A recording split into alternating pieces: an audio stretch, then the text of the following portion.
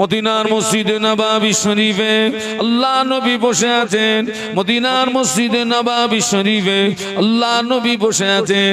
হঠাৎ জিবরাইল আমিন আলাইহিস সালাম আল্লাহ নবীকে সালাম দিলেন, আসসালামু আলাইকা ইয়া রাসূলুল্লাহ হাবিবাল্লাহ।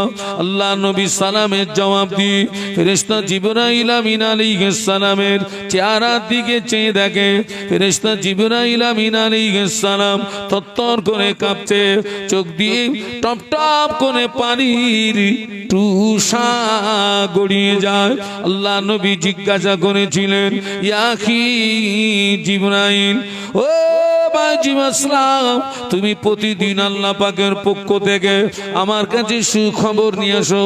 তোমার কত নুরানি চেহারা দেখি, হাসিন চেহারা দেখি, আজকে তোমার চেহারার পরিবর্তন ঘটার কারণ কি বলো?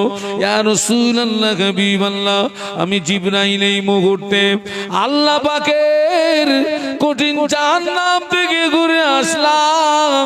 আল্লাহর জাহান্নাম এত শক্ত জায়গা, আল্লাহর জাহান্নাম আর আগুন এত কঠিন।